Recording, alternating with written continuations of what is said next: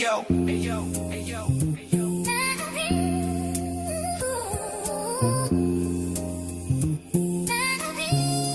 Yo,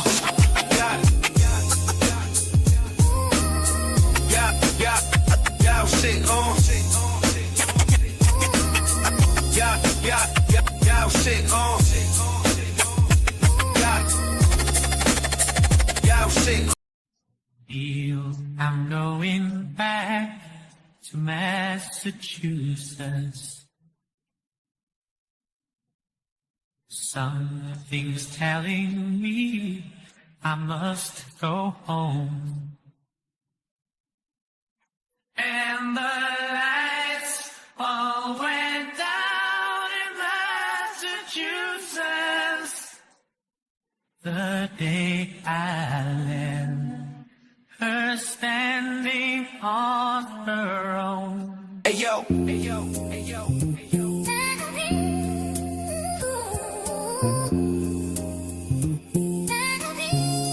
Yo,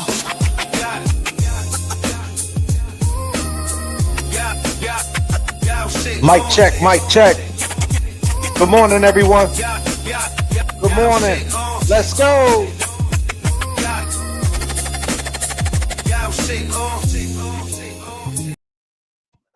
Message from the flight deck. Message from the flight deck. We're number 3 on the runway. We're going to get you up out of here. I promise you that. Take your carry-on luggage, put it in the overhead compartment. And if you have a backpack, please slide it underneath the seat. But before you do, take out your Cliff Bars, your little Hershey kisses, your nips, your vapes, whatever your vice might be. Put your trays up because I'm going to take you up to 39,000 feet. And remember, turbulence in the chat keeps the plane rocking. Populate them goals, and let's get the conversation moving. And let's get it, people. Yeah. They can't blind your vision, cover these clear mornings. Days fly by, let's make another year for it. Struggling and stressing, brother, but you here for it. Life sends you in a tailspin without no real warnings. Sat on the porch all night, damn, I used to rip flows. All the girls you stared at, yeah, I used to get those. Them chicks started smoking crack, now the kids are all schizos. Another day in the hood, homie, you know how that shit goes. You ever look at a calendar, be scared to count it? He never did a day of time, so we rap about it. Real ones traumatized, we could do without it. System is rigged, they got us surrounded. They talk shit, brown nose, they are in your business. Be your close ones, boast fun, show interest. At your front door, ghost guns, load of switches. For a Rolex, leave you dead, no witness. Let's go. We just trying to live, please leave us alone. We fighting for justice, we trying to make it home. From Proctor to Mulligan in the combat zone. They killed Jigger right in front of the stove. No more sitting for summers, just trying to change our ways. Lost his sting, but that sensation stays. Chasing validation, I can see the hate in their face. He is scared he gonna die, history reading today. Welcome to the stream. We Keith, James, Jackson, J.F.K. 39,000 feet. Let's go. Let's go. Let's make the goal. Make the goal. Make the goal. Make the goal. Make the goal. Hey yo. Hey yo. Hey yo. Hey yo.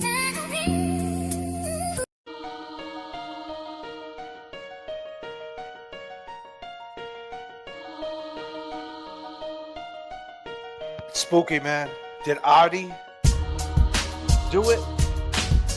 Or did Eddie do it? I don't know. My man Jay Brilliant is working too. Hit me up earlier on the inbox.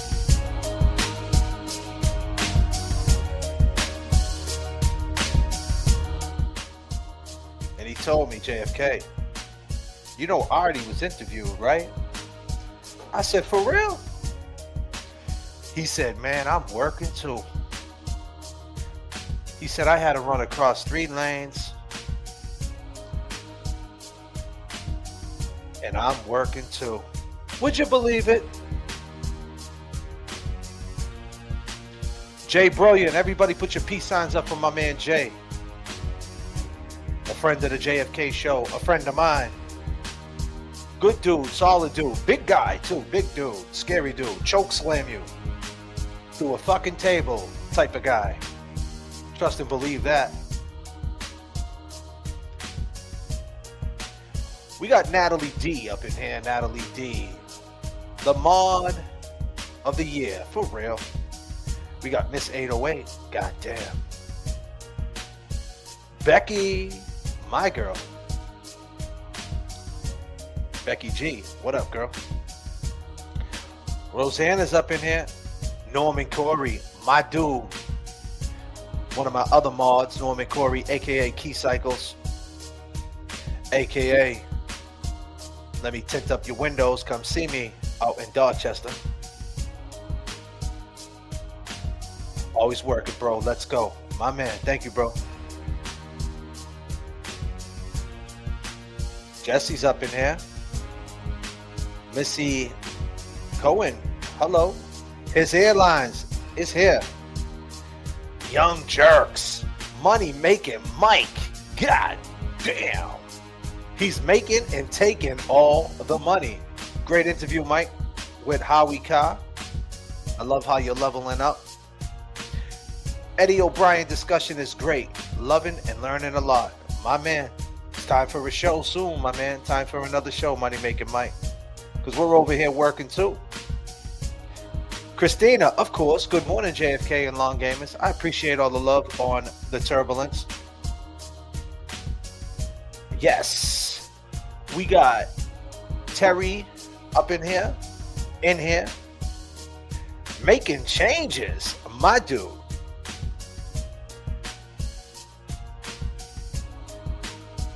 Bella Marie, let's fucking go. Happy Friday. Woo! Uh-oh. Breaking news.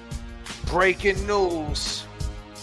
We got Seaside in the building. Seaside is in the building. Holy shit. You know what that means, right? God damn. You wrong. You wrong.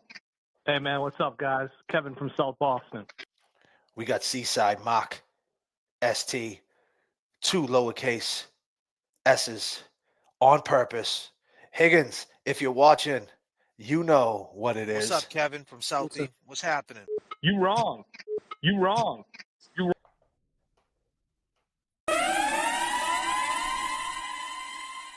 Seaside is here. And Seaside knows about this Eddie O'Brien case because he's from around that area. Seaside, what up? Long time no hear, man. Seaside, my dude, my guy. Hope all is well, my man. Hope you're healthy, my man. Wow. Everybody is here today. Hockey KC, Moxbach 84. I'm feeling so good this morning. I mean, it's 11 a.m. on the check-in. We're number 3 on the runway. We're going to take you up to 39,000 feet. Oh, wow. It's a good day. It's Friday. He's been ducking and weaving. My man, Seaside, everybody. Lisa McDonald, the one and only. What a big purple chip. Pink chip. Good morning, JFK. Loving this Eddie O'Brien dissect. Let's fucking go. Yes. Thank you so much, Lisa McDonald. You're far too kind. We are here for it, ladies and gentlemen. We are here for it.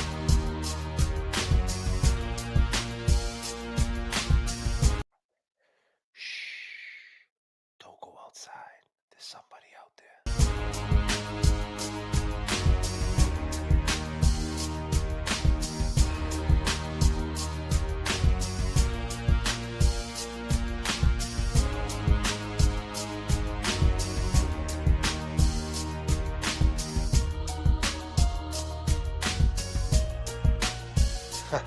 Jay Brilliant, you already know, my dude. I appreciate you, man.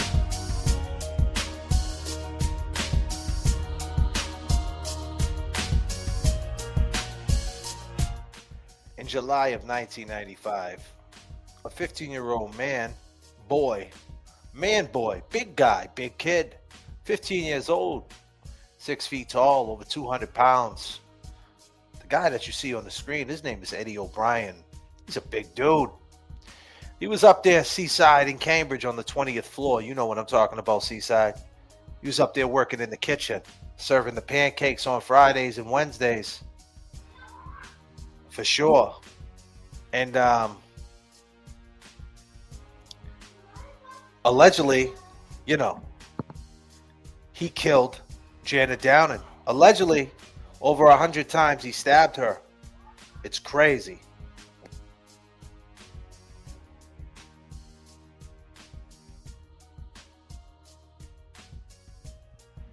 And the question is, did he do it? Because even back then, way back in 1995, he said he didn't do it. He screamed to the rooftops, "I did not do this crime."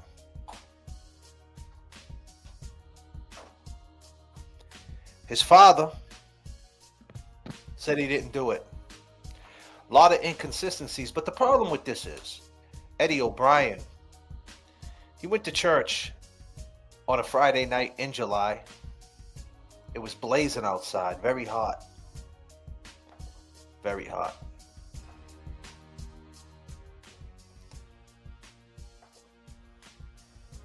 Real muggy night. He comes back to his house. He gives some candy or whatever it is to his little sisters, and he leaves for the night. Back then in 1995, kids did things. They walked the neighborhood. It was a neighborhood. People came in and out of people's houses. People hung on the stoop all night, especially in Somerville, Cambridge area. It was a community. Something that's missing today with this gentrified world that we live in. We don't even know who our neighbors are. They're just implants. They come from all over. But back then, it was generational. So he left. Some people were going to Revere Beach. Some people were going swimming late night. They were going to Revere Beach, some of his family members. They were going to go down to Kelly's. It wasn't Revere Beach like it is now. It was Revere Beach back then, when it was just a beach. Some nice little restaurants, Kelly's Roast Beef, Bianchi's Pizza, Bill Ash's Bar, Retro, the oldest beach in America. Oh yeah. Not like it is now with all the buildings and the gentrified craziness going on down there too. But Eddie walked across the street, seen a door open to Janet's house, and thought maybe his best friend Ryan, who's Janet's son, came home. So he went in the house. And when he went in there, he seen Janet Downing on the floor down. No pun intended. R.I.P. Janet Downing 30 years ago. 30 years ago. It doesn't make it any easier. It doesn't make it any easier. I don't care it was 30 years ago. J.F.K, this was 30 years ago. Doesn't matter. When someone's brutally murdered like that, stabbed over 100 times, for what? Did this 15-year-old man boy, look at the size of this kid. Look at the size of this fucking kid.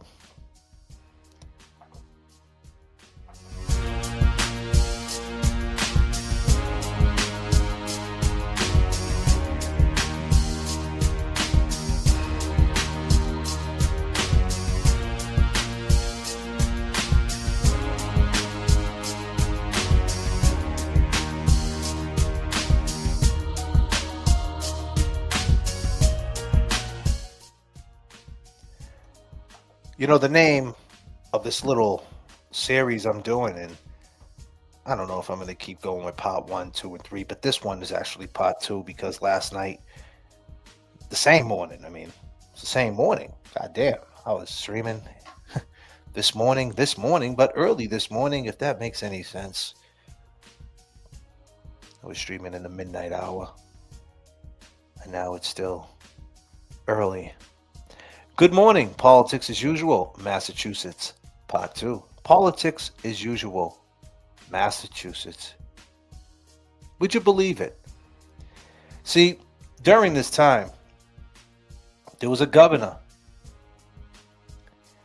Governor Weld, and there was an attorney, a district attorney that was voted in, and they wanted to figure out new laws for juveniles because the juvenile system was fucked up. The juvenile system was fucked up. And they wanted a way to lock the juveniles up in prison because it's big business in prison. Honey buns, Reese's, Hot Pots, Saucony sneakers, sweatsuits, Walkmans, peanut butter and fluff, donut sticks, canteen for everyone. It's canteen day. Click, click, click, click, click, click, click, click, click, click, click, click, click, click, click. You know what that noise is? Click, click, click, click, click, click, click, click, click, click, click. You know what that noise is? That's the noise of all the doors opening on the pods. That's the noise of all the cell fucking doors opening on the pods. It's Cantina. Oh yeah. It's canteen day. And they're gonna yell out everybody's name and everybody's gonna see what everybody has. Did you get your bag? Your big 50 bag? Oh man, honey buns, Folgers coffee, domino dots, donut sticks, ramen noodles, Tokyo rice, squeeze cheese, summer sausages. God damn! Click, click, click, click, click, click, click, click, click, click, click. It's canteen time. Big business. Money orders. Oh yeah. Very profitable, the prison system. So why not lock these fucking juveniles up? And let's load the prisons.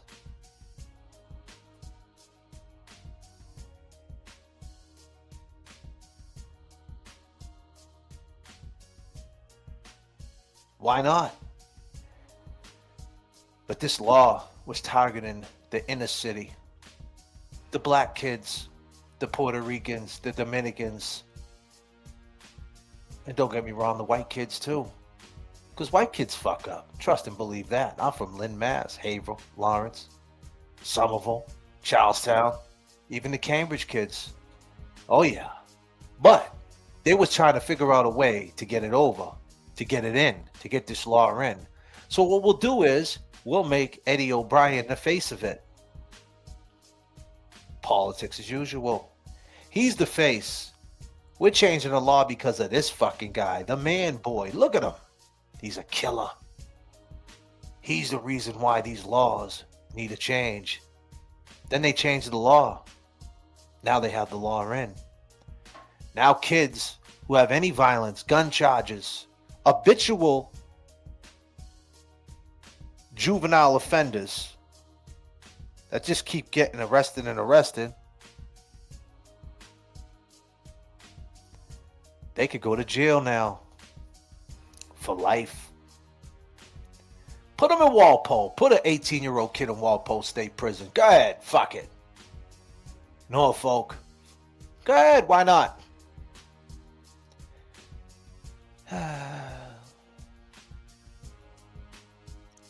I understand kids do some bad things. I get it. You do the crime, you do the time. I get all that. But every case is different. Every kid is different. Every situation is different. But they got the law in. They got the law in. Juvenile offenders transfer hearings. Lock them up. Lock them up. The long-lasting effects of juvenile detention. Do you know what that's like? Jay Brilliant. They say he can't get a new trial because there's no new evidence, but what about his lawyer not fighting enough for him? For sure, Jay. Crime scene. Thank you for the super sticker. 999. I appreciate it. But the thing is this, people. He walked in the house and he seen Janet down, and as he was walking out, someone grabbed him by his shoulder and said, "Hey, Get the fuck out of here. And if you say anything, I'm going to kill you and your whole family.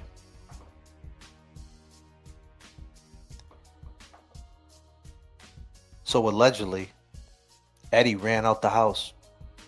He went to a Burger King. Washed his face. He's a big guy, big kid, man boy. Washed his body because he was sweating. And he walked to Union Square in Somerville. July of 1990, Fever 5.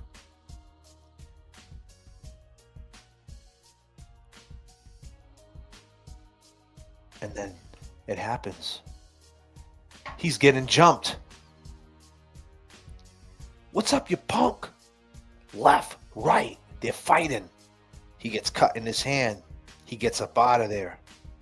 He goes to the bodega, the corner store. The New Yorkers call it the bodega. Seaside and the boys call it the corner store. Midnight Variety. I'm sure Seaside knows about that place. Seaside probably had his eye rock out there a few times. He goes in there, and the guy he worked for said, "Hey, what the fuck happened to you?" "Ah, man, I got in a fight." He called 911. Police showed up. Asked him what happened. He said, I got in a little scrape. Happens all the time. We're in Somerville. They wear the champion shirts. You see the way Eddie's dressed? That's how they dress out there. They dress just like that. Right, Eddie? They wear the tight rolled pants, the jabots, with the moccasins on, with no socks, with the scullies. Yeah, I can. Yeah. And they'll fuck you right up. Them white boys, I'll say it. Them white dudes out in Somerville, they didn't play no games. They wanted to fight. That's all they did was fight. They used to go to Haymarket. The white kids from Somerville. Run around Faneuil Hall, downtown Boston, 5, 6 of them. The Dorchester, Roxbury, Southie kids would be downtown too. Charlestown kids, shit, even the Lynn kids. Everybody would take the bus, the train, Quincy kids, South Shore kids, and downtown Crossing. Oh, what a place it was.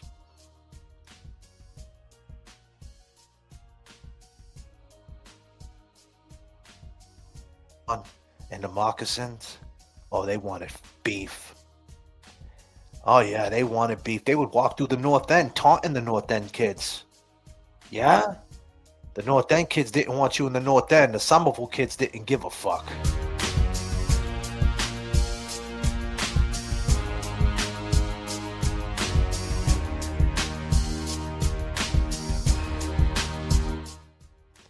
And I could tell you this story. You know why I could tell you this story? Because, ladies and gentlemen, I lived it. I seen it. I've watched it. I knew Somerville kids. My man Paul from Somerville. I forget his last name. But if he's watching and he's out there, he's probably my age now. They didn't fuck around. And we ran into the Somerville kids because they would want to beef and fight with you, especially if you was wearing hats the way I wear my hat now. They were with the scullies and they were preppies. We used to call them preppies, right? And then we called ourselves B-boys because we were into the hip hop and things like that. So there was an issue there. Same situation that happens on the internet. These kids look at us as wannabes. Look at these fucking wannabes. So not only do you got beef with the brothers downtown because you're wearing Raiders and Adidas, and there's gangs that's downtown Boston, the Humboldt Raiders, Franklin Hill Giants, And back then it was all teams, right? So you're just wearing a team jacket.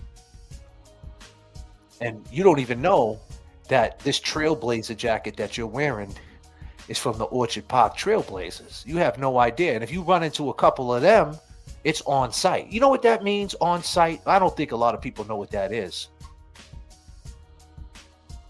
And especially if you had Adidas on. Oh, man. How dare you wear Adidas? They would rob you for your sneakers, take your hat, beat you down. Everybody ran in packs, groups, posses. Because that was the only way you could combat the other posses, if that makes sense. The other groups of juveniles. You got to be 5, 6 deep because they're 5, 6 deep and they're going to jump you. They're going to put hands and feet all over you. And what happened to Eddie O'Brien that night? He was walking through Union Square in Somerville, and allegedly he ran into 5 or 6 kids. And he was by himself. And they jumped him. So he went to the bodega, the corner store. They called the police. Police rolled up, asked him some questions. He told them what happened. And they drove him home. The problem is, Eddie O'Brien was wearing a t-shirt above the rim. Nike. It was white. People testified that it was the same shirt he was wearing all day. The same shirt he wore when he seen Janet down on the kitchen floor. The problem is Janet was stabbed 108 times. I repeat, 108 times. R.I.P. Janet Downing.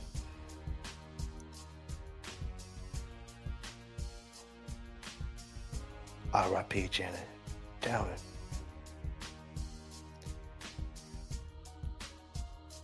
$37 of them was in her neck.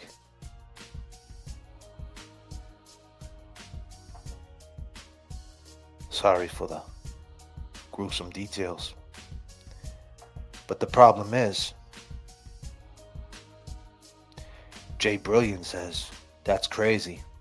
No way Eddie did it with no blood on him. There was no blood on the t-shirt. I repeat, the police drove Eddie home.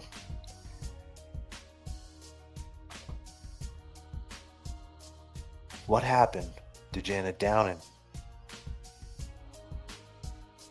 But there was a cat named Adi Ortiz.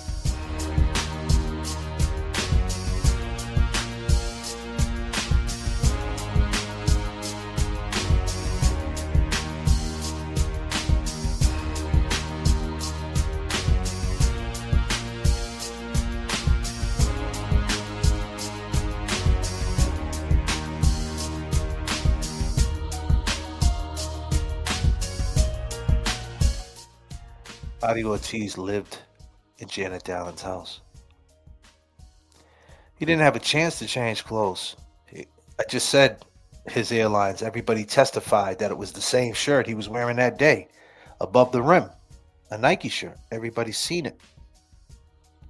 The same shirt. This is witness testimony. Like, his airlines. I'm not saying that it's not possible that they're wrong. I'm not saying it's not possible that he did it. Be clear, I'm not saying Eddie O'Brien is innocent. What I'm saying is he's saying he's innocent. And the Commonwealth said he was guilty, but there was one cat named Artie that was acting real funny. And what we learned from the Karen Reed case, ladies and gentlemen, it was no conspiracy. We asked Higgins, did you say goodbye to anyone?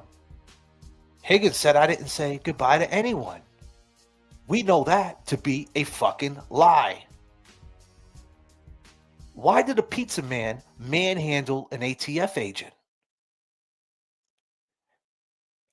Well, are you coming here? Are you coming here? Well, are you coming here? 11:45 a.m. John died. 11:45 a.m. Our girl Karen Reed texts Higgins, John died. Radio silence. Well, there was no conspiracy. As soon as you started asking questions, everybody folded like fucking lounge chairs. Would you believe it?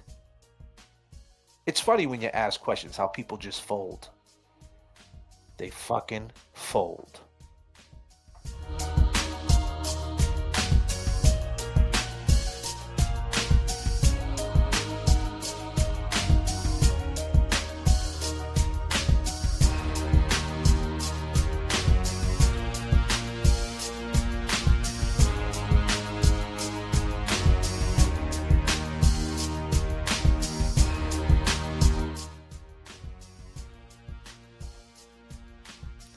So we're asking questions.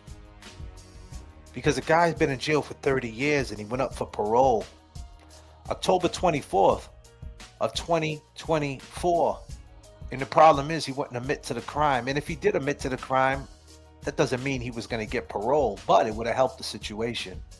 Remorse, accountability, all the shit that goes with it. He was a juvenile. He got 30 years in. If anybody could be rehabilitated, it's probably him, right? Analytically, he did it when he was 15. If he did something like this, he's 45 now. We put a bracelet on him. We can monitor him.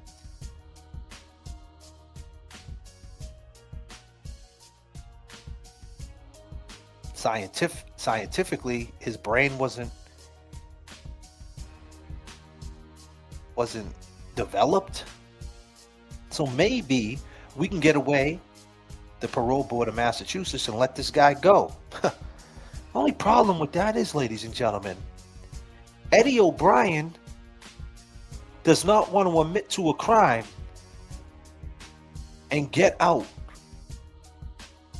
under them circumstances. He wants to get out, of course, and take the parole based on he got a good institutional record. I can assure you he didn't do his time in medical. He didn't do his time in PC.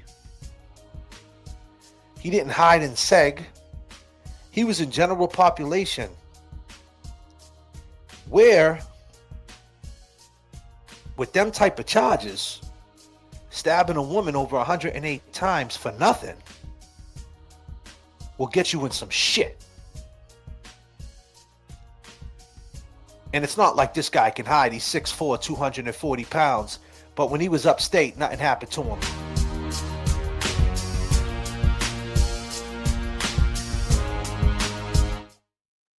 He's 45 years old. He's upstate. He doesn't got a fucking bruise on his body. He's well respected. No one fucks with him. Ask yourself this question. Why doesn't the inmates in Massachusetts fuck Eddie O'Brien up in general population, when basically he did a crime that's sexual? That's what it's based on. I mean, we get it. She wasn't sexually assaulted. Be clear, Janet Downing was not sexually assaulted, but the news that broke was that he had a sexual infatuation. She was stabbed 108 times, and most men, especially the killers up there, do not respect that, okay? Because she's just an innocent citizen. Question is, why is he not getting disciplined by the inmates?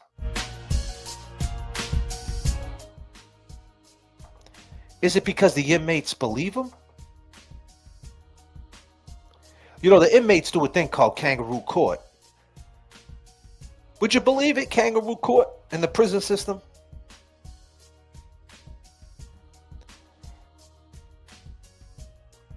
And he probably had to go through this a lot. It's not like Eddie didn't have to go through this. Eddie probably went wherever he got transferred to. He probably had to go through this over and over again. But what got him out of this trouble? Was it when people heard about a cat named Artie? The same way we're hearing about a cat named Artie? A cab driver who lived in Janet Dowling's house. Got kicked out because he was slanging 8 balls. He had a Toyota 1.8 with an Alpine 6 Crystal and a bazooka tool. Okay, Your man JFK's embellishing. I'm embellishing. But I'm trying to paint the fucking picture. 6 crystal Alpine pullout. Bazooka 2, Toyota 1.8. Do you remember these times? Remember they used to say personal on the tinted windows? Dato! Oh, what a time to be alive. We all lived it. We remember this.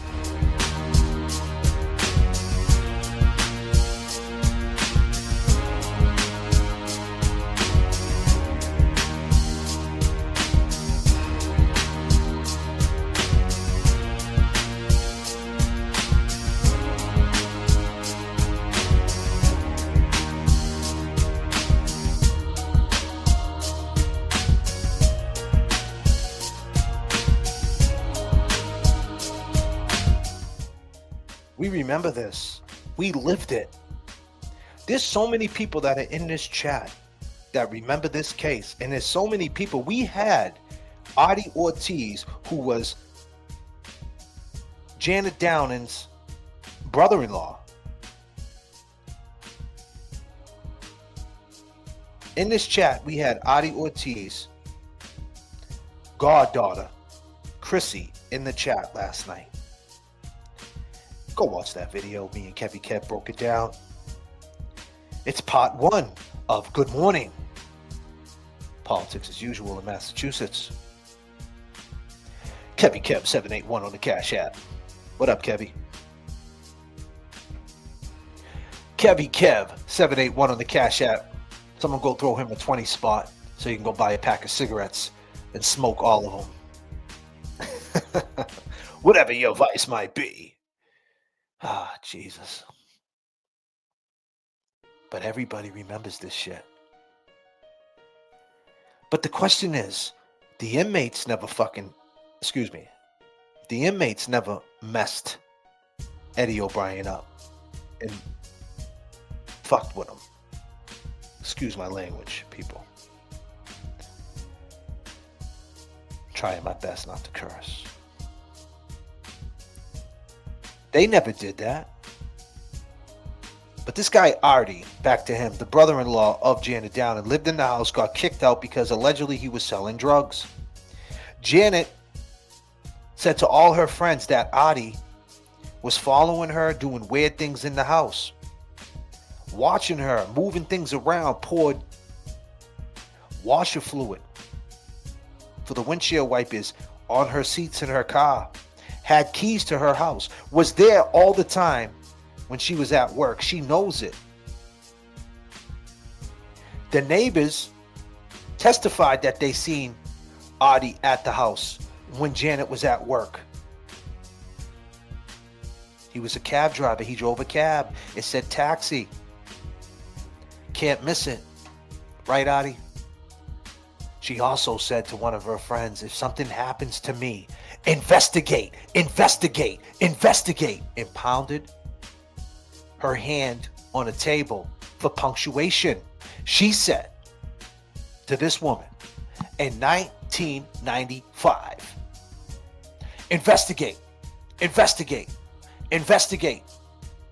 If something ever happens to me, banged on the table for punctuation. These are in the documents, people. Why would Janet Downing be afraid of Artie? Oh, it gets deeper. Oh, God damn.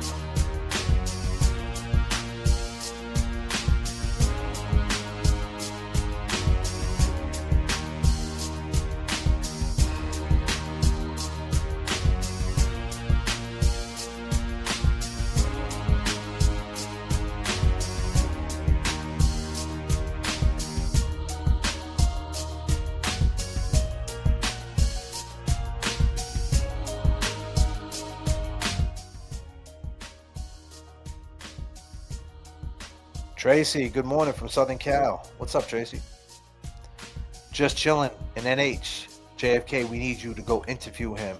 Keep up the good old work. Appreciate you. We working too. Appreciate everybody that's here this morning. So the point is,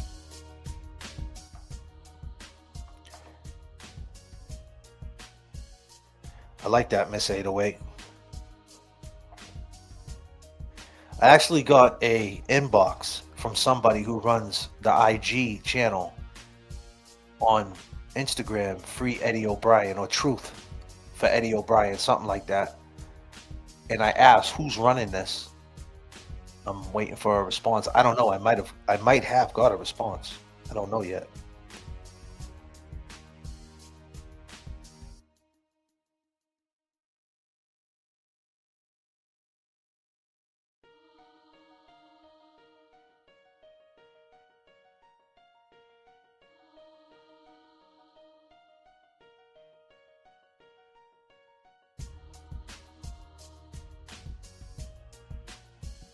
Like I said, I don't know yet. I'm going to check right now, though. Just had to grab my phone. Sorry, guys. So, yeah, I got an inbox on Instagram.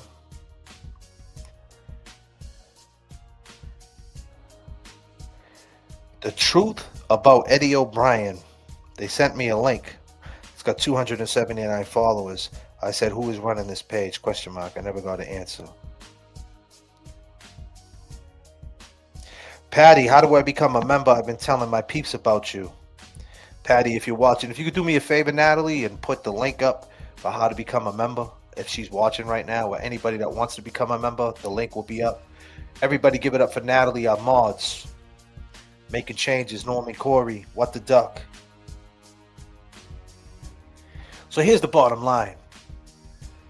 When they was trying to bring Janet back to life and she was in the house, Artie popped up out of nowhere. And when he popped up on this July humid night, he walked up with his hair slicked back like he just got out the shower, smelling like Calvin Klein Obsession, looking like he's so fresh and he's so clean. But everybody else dealt with the day. It was so hot, so humid. Everybody was stripped down to their wife beaters, tank tops, flip-flops. And here he comes. So fresh and so clean. But he testified that he came from the Peter Pan, South Station. And he drove a taxi. Back then, the taxis was like the Plymouth Ferraris with the slant six. And I can assure you they didn't have air conditioning. Why did he pop up on the street so fresh and so clean? The neighbor said she heard the ruckus, and she thought it was her and her husband fighting. She tried to wash the dishes, but there was no water pressure. And she said that usually happens when somebody in Janet Downing's house is washing clothes or taking a shower. Right around the time she heard the commotion. So was someone taking a shower in the house, came out so fresh and so clean? Because he just came from South Station in a 1978 Volare, slant six piece of shit with the round lights. I can assure you, them taxis back then didn't have AC. I can assure you of that. And even if they did, they didn't work too good. Artie, did anybody ever ask you that question? You know what he told the neighbors? He said, Janet died. She got murdered. And they said, how do you know? Why are you here? And he says, oh, I heard it over my dispatcher. Because, you know, these taxis, back in the day, you know, they did the same thing. They had a dispatcher, right? So they thought they were cops. The taxis used to help the police, right? You know what I mean? Report crimes, and the taxis would, you know, they were snitches. Taxi drivers were rats, right? They see something, they said something, whatever. So he thought he was a cop. Oh, my dispatcher said that Janet got murdered. Like it went over the airwaves. They got some special connection to the police. But we know that's bullshit, Adi. I don't believe that. I'm sorry. I just don't. And he said, I heard it. The problem is he was looking for his keys. Come to find out it was a key, but he was looking for his key to his taxi. And then the neighbor testified that his taxi was parked the wrong way on the street, like it was parked in a getaway position. And the problem is he couldn't leave because the fire trucks and the ambulance had him blocked in. But if he just pulled up, wouldn't he find a parking spot? Or he wouldn't have been able to find a parking spot if the ambulances and all that was on the street. So which means is his cab was there before. He also told the neighbors that Janet said if something ever happened to her, she would want him and his wife to move back into the house, take over her house, take care of her property, and take care of her kids. And this is all while the trial and Eddie O'Brien was being arrested and that whole process was happening.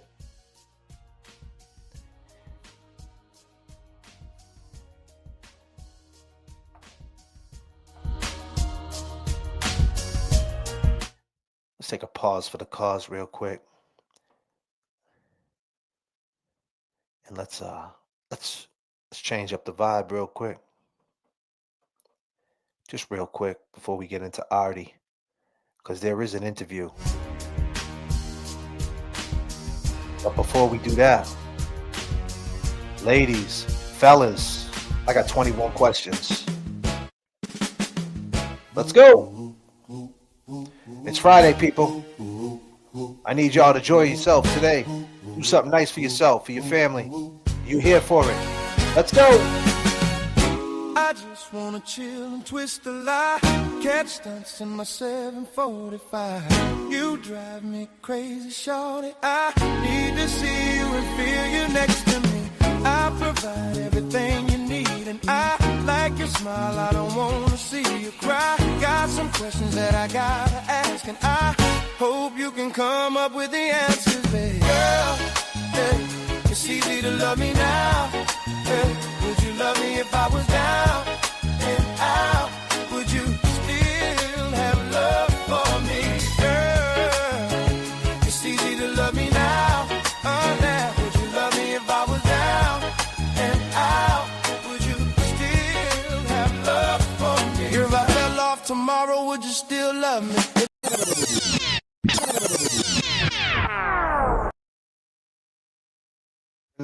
Renee, you're sending love and support from the ICU unit and feeling spooky. Renee, you're not in ICU, are you? You're okay, right? Do you work in?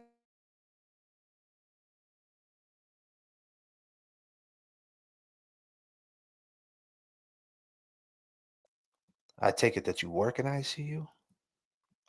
I don't know. I just want to make sure.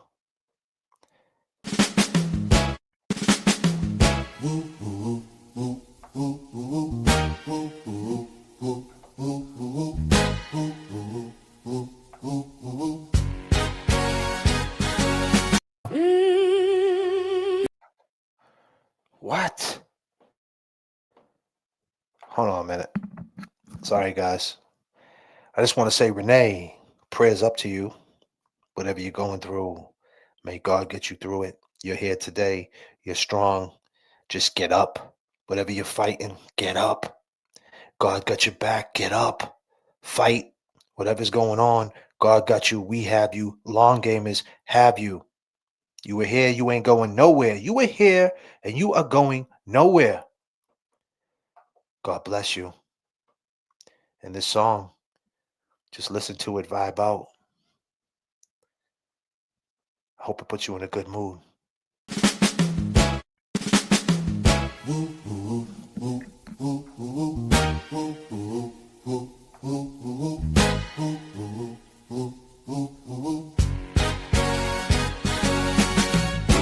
I just wanna chill and twist the lie.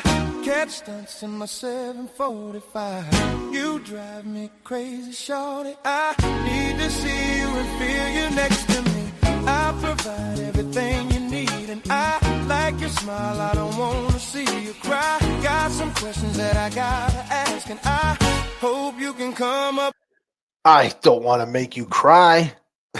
Oh man, I might have to switch up the song. I don't want to see you cry, Renee. Renee, I got a song for you, man. I gotta find something to pick you up. That might not be the one. God damn. Shit. I'm messing up, people. Oh man. Renee, how we doing today? What type of Gatorade did you have today? The red ones are good, man, when it's chilled. That's, eating ice chips and shit. I know all about it, girl. You're here, though. You're here. Don't worry about it.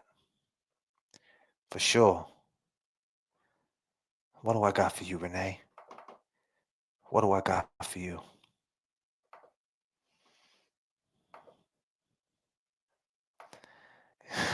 I'm trying, Jay. Nothing but my mouth. I got something for you, girl. Let's take it back. You remember when the Karate Kid first came out and they played this song in the Karate Kid? The good old cinema. It was a cruel summer, wasn't it?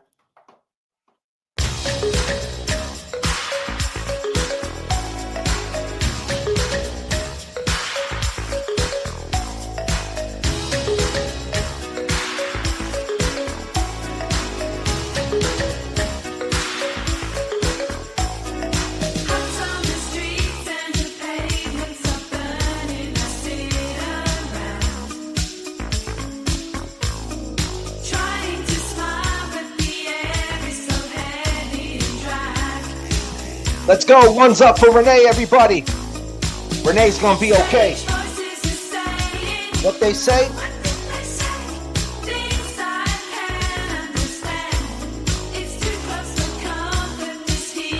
It is a cruise, remember. Damn, man, they cut off the EBT. God damn, Mickey J.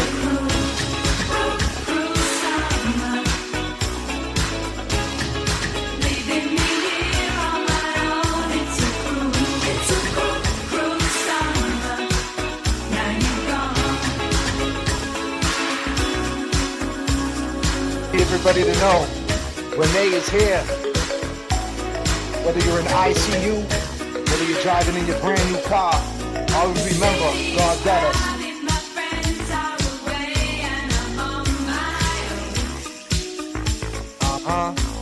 It's too hot to handle, so I gotta get up and go. Come on, you can get up, Renee. Get up. You got this.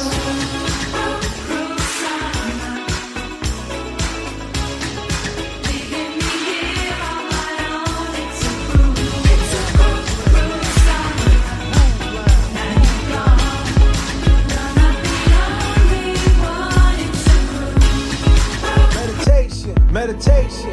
I don't like my mind right now. Stacking up Elevation. Elevation. Dedication. Dedication.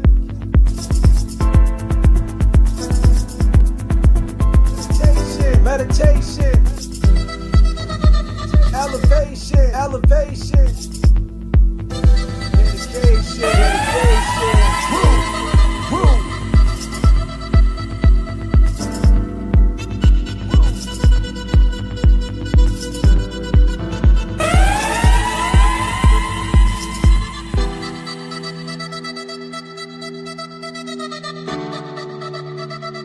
Talk to you. Remember one thing, whether you're driving in your fancy new car, you got a new house, you're in TJ Maxx, doing a little shopping. Oh, look at the Hello Kitties. Remember, it can all change in a second. But whatever you do, you gotta get up. If you're stressed out and your mind's playing tricks on you, you gotta get up. They had the whole internet coming at me, but I got up, and I need you to get up. Renee, everybody in ICU, everybody waiting for a donor, everybody sick, suffering, mental health fucked up. I need you to get up. Right now, get up. Let's go.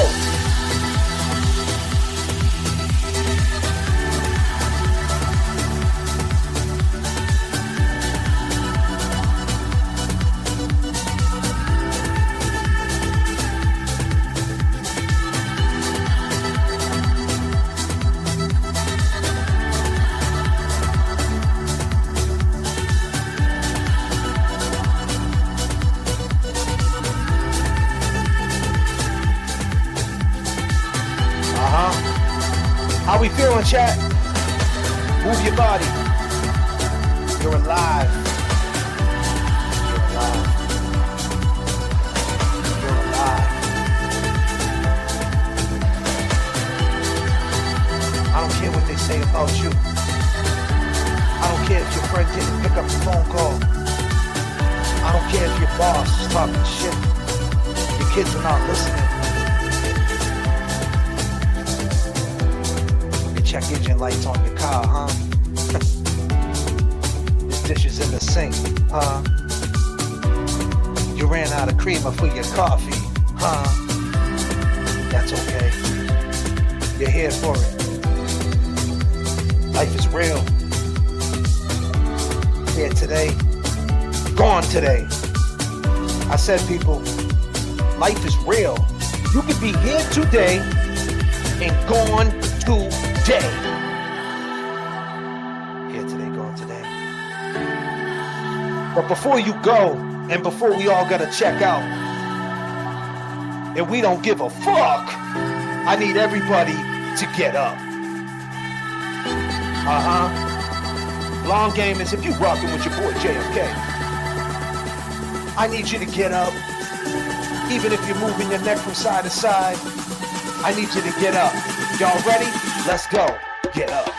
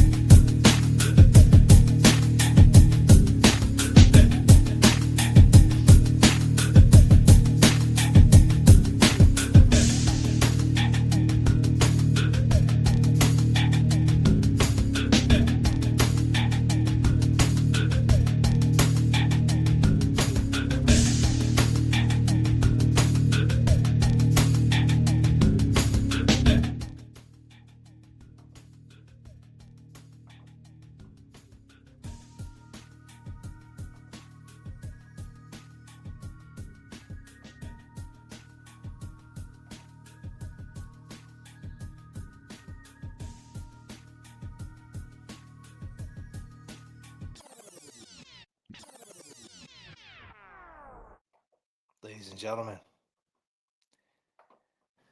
True Crime Garage. My man Jay Brilliant hit me up. He said, JFK, did you know True Crime Garage interviewed Artie? Now, I haven't even listened to it yet. And I'm unzipping my jacket. Oh, man. It's getting hot. I was getting up. I was dancing. Renee's in ICU. She's going to be okay, ladies and gentlemen. Whatever you're going through, you're going to be all right. We got each other. We are each other's crutches.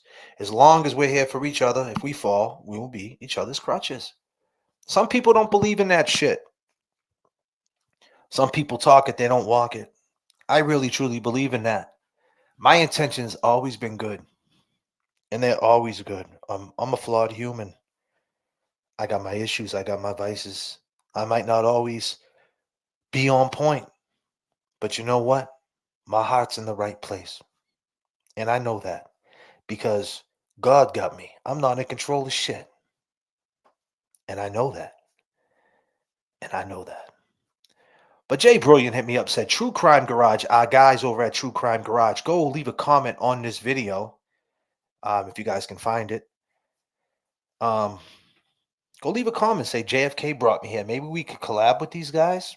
I don't know these guys. They have a bunch of subscribers, and they've been on this early. So I just want to be clear. I need everybody. Natalie, if you could put the link up to this, if you can find it. I know you're usually on point with it, with their page. So people could go sub up to them on, leave a comment, say JFK, and maybe we can get some type of collab because they have insight and they're smooth with it, man. These dudes are smooth. They're very smooth. And I love smooth listening type of individuals, not that weirdo shit. Real journalism type stuff. I like these guys. Wait.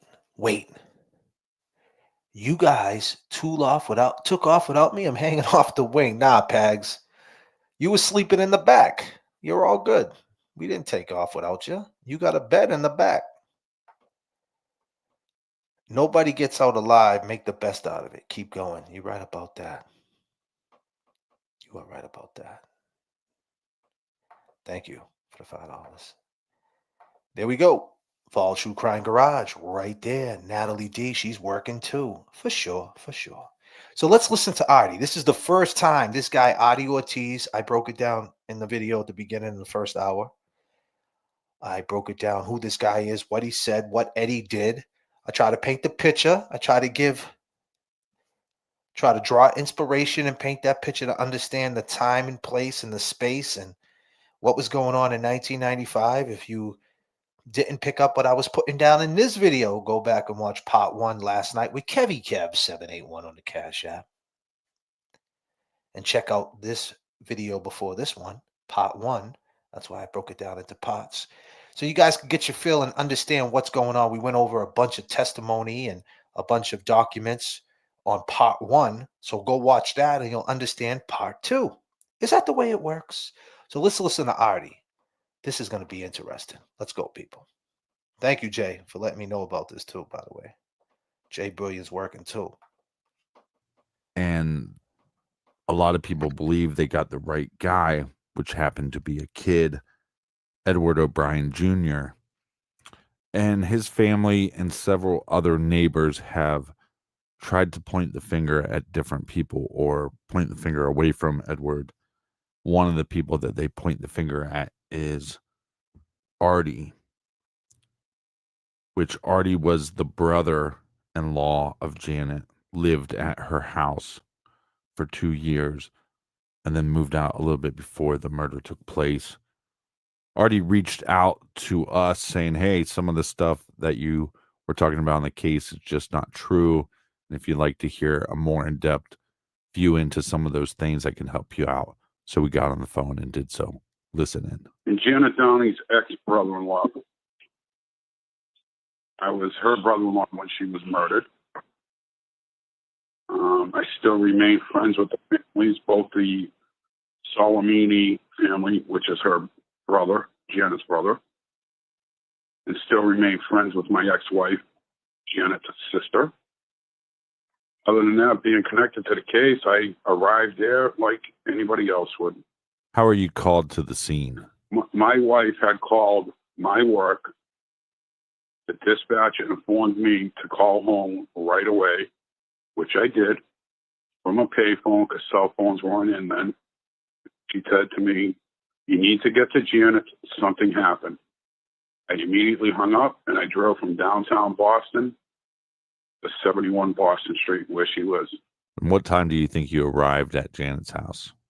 I'd say about 9:45-ish, 10 o'clock in that time frame. And you're driving from work. You were a taxi cab driver. You were driving from the Boston area. Yeah, I was driving. No, my area is Somerville, Mass, because it's a separate entity. We can't do jobs in Boston, but we can drop off there. Yeah, you can. I was dropped off at South Station in Yeah, Boston. you was. Peter I'm Pan, sure buddy. as a taxi cab driver, you guys had some kind of a log of the customers you drove around that day. Did the police ever ask you for a log of those customers? I believe that's a question for the police because I can't get into what I truly believe. I just don't know if they did their due diligence in this case as far as clearing other suspects. No, I believe they did their due diligence. Very, Ooh, very fine. I like It that. just came together quick for them. Oh, Well, and really? you also were telling me earlier that we reported that your car was parked on a different road than it actually was on. Yeah, it was actually parked on what we call Hamlet Street. Yeah, the wrong way. Janet's actual address is 71 Boston Street, but her house is right at the corner Hmm. of those two streets. And I was parked on Hamlet Street facing up towards Boston Street approximately. I know I was before the stop sign. I'll put it that way. Well, some of the speculation by the neighbors was that your car was blocked in by police officers, ambulance, or EMT. Absolutely not. Oh, I was the only one parked on Hamlet Street. And if they needed to get around, they could very well have made that turn onto Hamlet Street. The claim by Gina Mahoney is that my car was facing down towards Highland Avenue, other side of the street, which would have been parked correctly if, in fact, I was parked there. So what happens when you arrive at the scene? When I first drove up, I saw yellow tape. And like I told you before, growing up in Boston, knowing what yellow tape means, there's been a crime committed. This is in my head before I even get out of the cab. So I immediately jump out of the cab. I That made an sounds so attempt to weird. run into the house. The police stopped me and said, no, you can't go in there. Hmm. Okay, so I backed off and I says, well, where's my family members? What's going on? And the officer, I don't remember his name, black or white, I don't know. He told me that Ryan is over there in the police cruiser. Hmm. I went over there and I tried to speak to him. I'm like, Ryan, what happened? What's going on, buddy? He couldn't talk. He just had that look of terror in his face. Well, and as you're pulling up, you don't know if something happened to your sister-in-law or if something happened to one of her kids. Correct. Hmm. So after he's not able to tell you what's going on, what did you do next? I walked over to Gina Mahoney's porch because that's who I knew. Okay. How did you know her? Just from living there for a couple years? No, I kind of knew of her because I knew her daughters Oh. outside of the neighborhood before I even moved here. So I went over to them and I looked, I said, what happened? These are words from Gina Mahoney's mouth. Okay. They just took Janet out. I said, what do you mean? They took her out in an ambulance. I later learned the reason for that was that she had a faint pulse. She had a faint And pulse. sadly, she didn't make it. How long do you think you spoke with her? Off and on through the night. She even let me use her phone to call my wife at the hospital. I called my wife at the hospital. I said, honey, what's going on? And she told me, Janet's gone. How long do you think the police and EMTs were there that night? I don't know how long they were there before I got there, but for the time I was there, the police were there throughout the night because they have to secure it for a warrant to search the house. That's just common knowledge. How we feeling about this dude so far? The first couple of minutes. It's been what, 3 minutes? How we feel about this dude? Do we believe this fucking guy? Do we believe him? So far? How we feeling, people? This guy doesn't sound on point. I don't know. He sounds kind of suspect. You guys let me know. I can't give you a time frame on when the fire department left. I do remember them still being there, but there was no ambulance there when I got there. And at some point in this evening, one of the reasons people point the finger towards you is that you lost your car keys. That's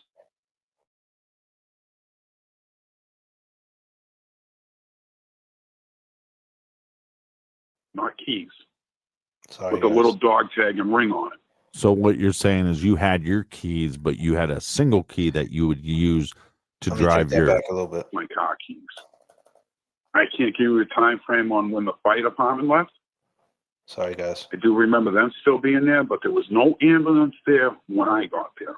And at some point in this evening, one of the reasons people point the finger towards you is that you lost your car keys. At some point from the moment I got there, I lost my car keys. Let me specify.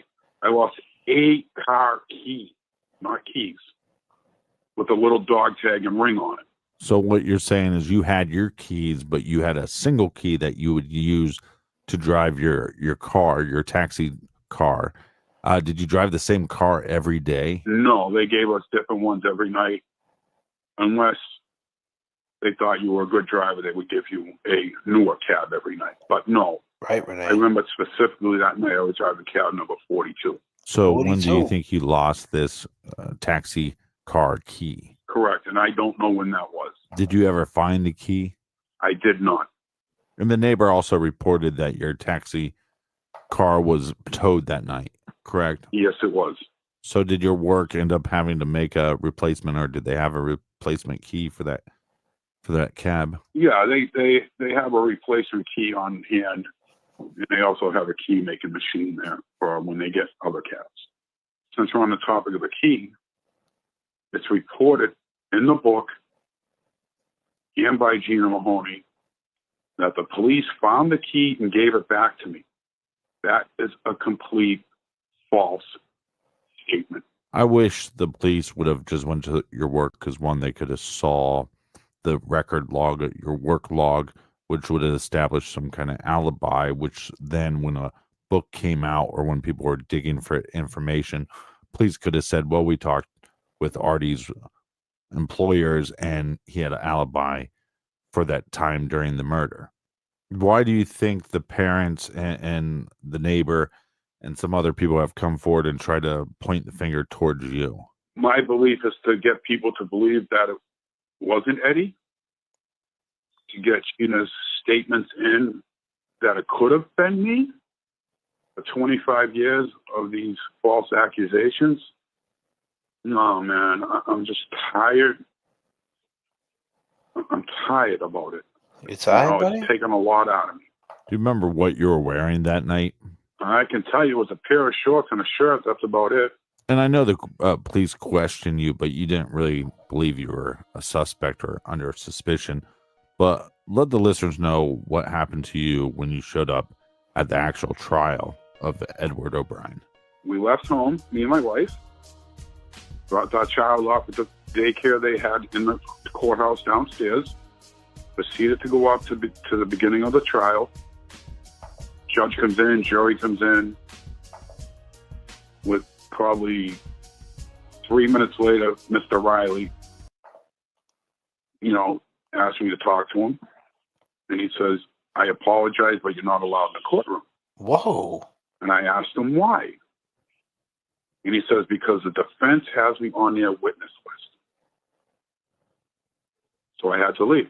And you were telling me that your sister-in-law didn't really date much after the divorce. She did not date after her divorce, that I am aware of. Some people would want to know how that divorce went down. Was there any animosity there? That's a question for Jen and her ex-husband, and unfortunately, there's only one person that can answer that.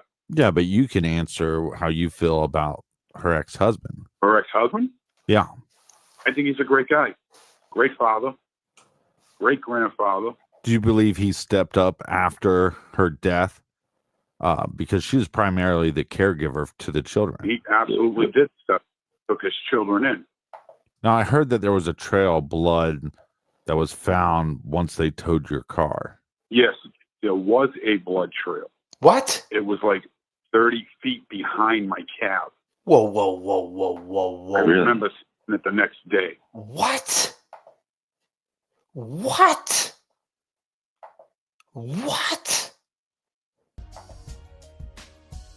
What?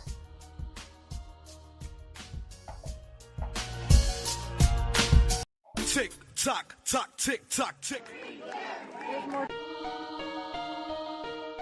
What?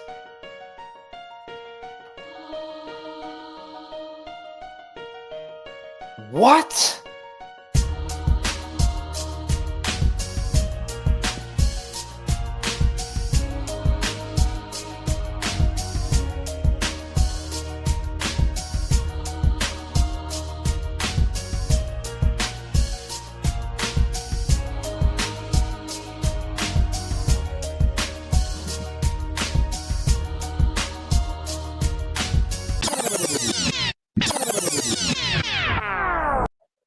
Ladies and gentlemen, that concludes my presentation for tonight. We're going to go over the rest tonight with Kevy Kev 781. We're going to talk about it some more. Tonight, join us around 8:30, 9 p.m. I think around that time. Kevy Kev, is that good? Like 8 o'clock? We'll jump on here. We'll go back over to record and we'll go back into it. We'll get a little bit more hype. We'll take you up to 39,000 feet. I'm sorry, guys. J.F.K. I just wanted to jump in. And I want to let you guys know we're on this.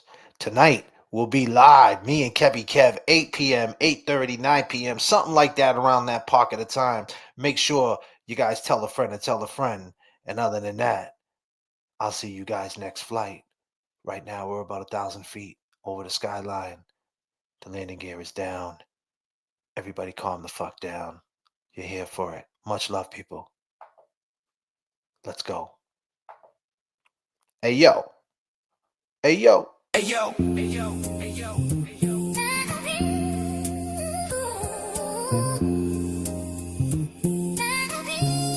Hey yo,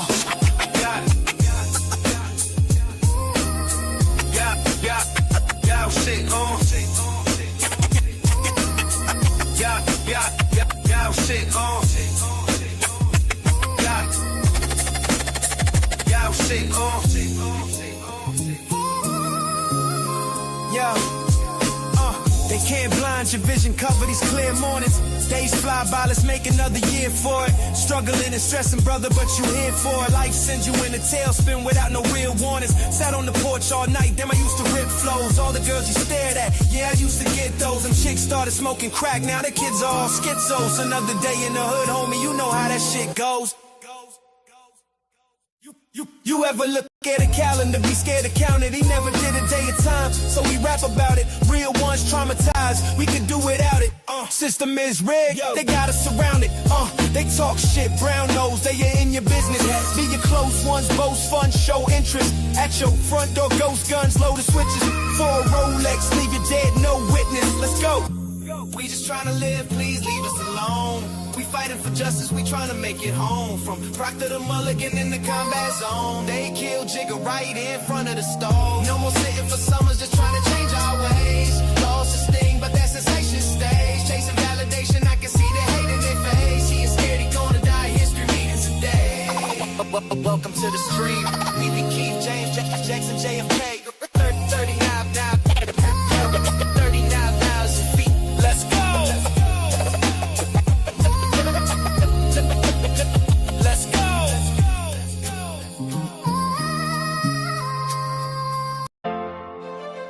Yeah, now we throwing down, but I had to do this shit out here.